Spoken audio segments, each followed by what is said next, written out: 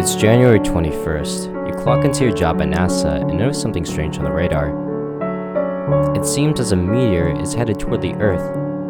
You panic, asking if it hit the Earth, until you remember it's your job to figure that out. While this is a fake scenario, it makes you wonder, how would you actually solve this? And if it did hit the Earth, how much damage would it cause?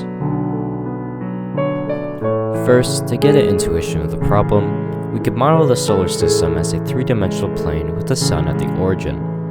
The ring around the sun will be the Earth's orbit. Since the Earth repeatedly goes around the same orbit, we can leverage the equation of the orbit to find the position of the Earth at any time.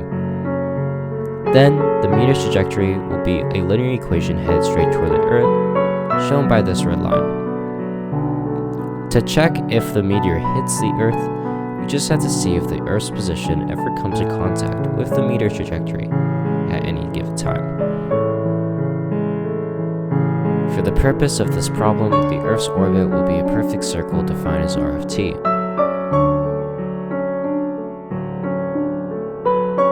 Since the Earth takes 365 days to travel around the Sun, the period of the circle will be 365. The radius of the circle will be 1 astronomical unit, which is the mean distance between the Earth and the Sun. Now that we have the orbit equation, we have completed the first step. Now we need to find a parametric equation for the meteor's position for any given time. Let's call this U of t. When you observed the first day, you saw the meteor was at this position in astronomical units. When you observed it 6 days later, you saw the meteor at this position in astronomical units. We will assume the meteor's trajectory is linear, as it does not accelerate and the velocity stays the same.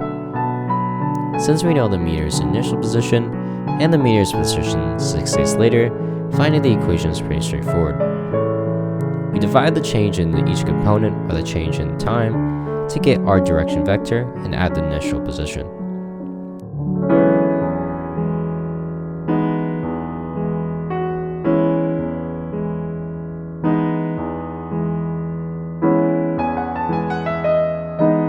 We are now left with this.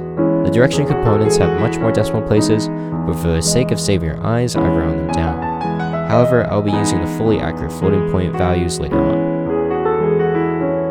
On to our next step.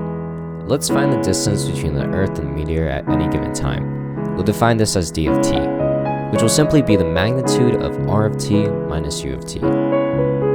This will just be the square root of the sum of the change in each of the components at time t squared.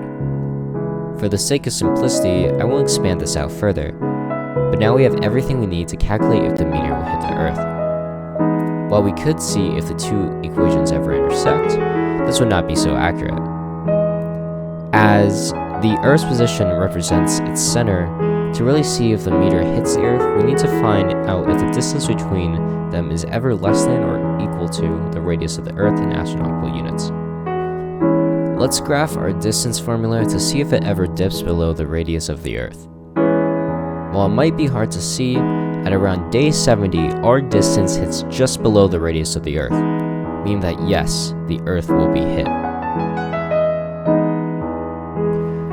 But how much damage would it cause? The formula for kinetic energy is 1/2 mass times velocity squared. In this case, it would refer to the mass of the meteor and the magnitude of the velocity of the meteor. We observe the mass of the meteor to be 5.56 times 10 to the 20th kilograms. Now we need to derive our velocity from our position formula.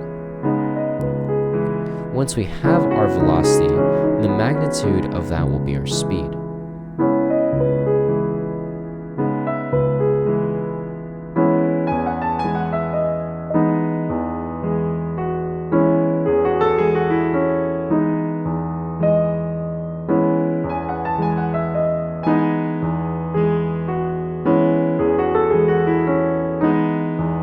This is a lot of kinetic energy. It's probably more to wipe out most of the human race.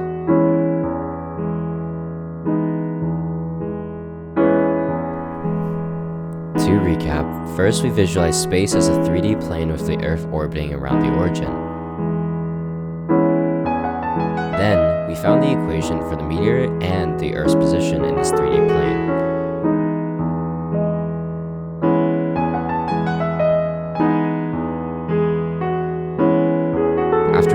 checked if the distance at any time was ever less than or equal to the radius of the Earth.